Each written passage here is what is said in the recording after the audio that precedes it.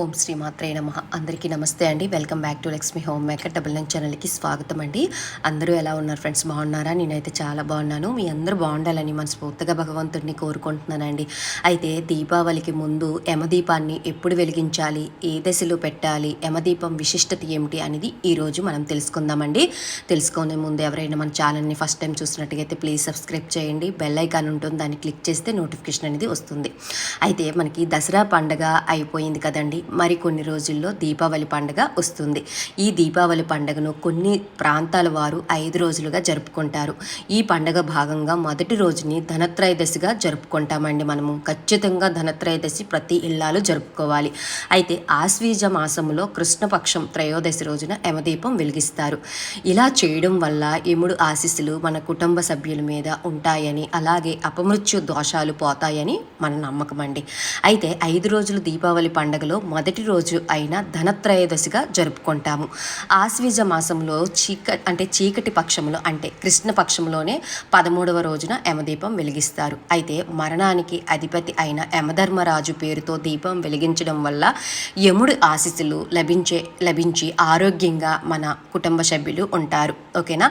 అయితే ఈ రోజు యమదీపం ఎప్పుడు వెలిగించాలి, నియమాలేంటి అనేది తెలుసుకుందామండి. అయితే ఈ సంవత్సరం అంటే 2025 సంవత్సరం హిందూ క్యాలెండర్ ప్రకారం ఆశ్వీజ మాసంలోని కృష్ణపక్షం చీకటి పక్షం త్రయోదశి తిథి అక్టోబర్ 18వ తారీఖు మధ్యాహ్నం 12:18 ప్రారంభమవుతుందండి.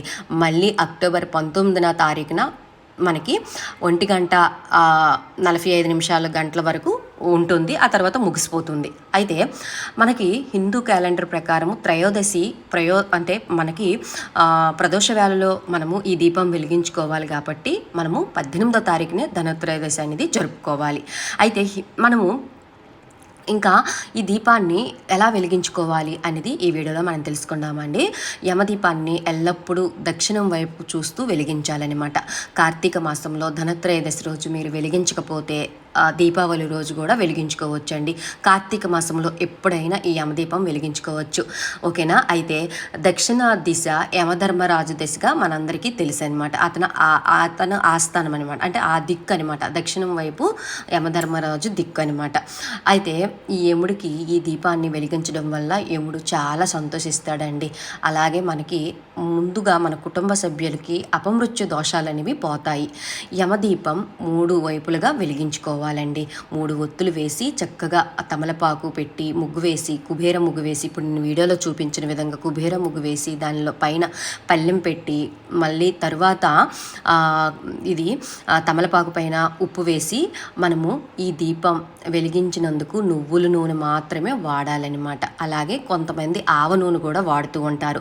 దీపం వెలిగించిన తర్వాత దీన్ని మాత్రం ఇంటి బయట దక్షిణం వైపే పెట్టాలన్నమాట. ఇంటి బయట అండి దక్షిణం వైపే పెట్టాలి.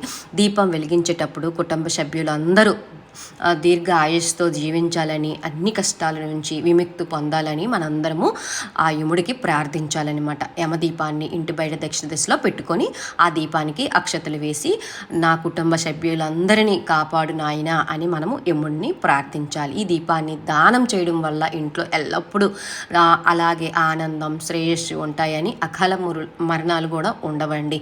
ఓకేనా? అయితే ఈ దీపం అయితే మనము ఇంటి బయట వెలిగించుకోవాలన్నమాట. ఇంటి బయట ఎలా వెలిగించుకోవాలి అనేది నేను ఇప్పుడు క్లియర్గా మీకు చెప్తానండి. మనము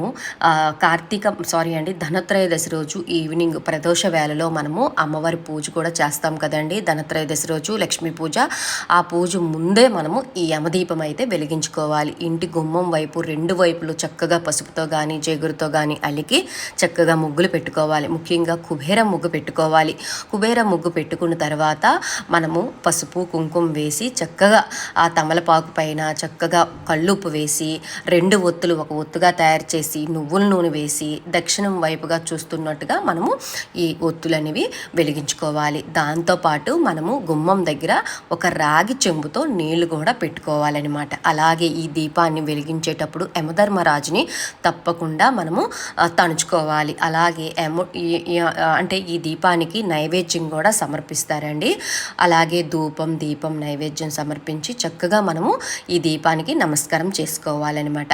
దీంతో పాటు మనం పక్కన ఇంకొక దీపం, కార్తీక దీపం లాగా ఇంకొక దీపం కూడా గుమ్మం వైపు, ఈ యమదీపంతో పాటు ఇంకొక గుమ్మం వైపు అంటే ఇంకొక సైడు మనం ఇంకొక దీపం కూడా వెలిగించుకోవాలి. ఆ తర్వాత ఈ దీపానికి అంటే మనము అగరబత్తితో కానీ మామూలు ఏకవొత్తుతో కానీ దీపం వెలిగించిన తర్వాత పువ్వులతో చక్కగా అలంకరించుకోవాలండి. ఆ తర్వాత నైవేద్యం మాత్రం తప్పకుండా బెల్లం ముక్కైనా పెట్టుకోవచ్చు, పాలైనా పెట్టుకోవచ్చు, మీ ఇంటి దగ్గర ఏదైనా ఫ్రూట్ ఉంటే ఫ్రూట్ అయినా పెట్టుకోవచ్చు. ఓకేనా? ఈ విధంగా పెట్టుకొని యమధర్మరాజుకి నేను చెప్పినట్టుగా నా కుటుంబ సభ్యులందరూ అందరూ అపమృత్యు దోషాలు తొలగిపోవాలని కోరుకుంటున్న ఆయన అని మనం యమధర్మరాజుకి మొక్కుకొని హారతి అయితే ఇవ్వాలి. ఇది తప్పకుండా ధనత్రయోదశి రోజు ఈవినింగ్ అయితే తప్పకుండా ప్రతి ఇల్లాలు వెలిగించుకోవాలి ఫ్రెండ్స్. ఓకేనా?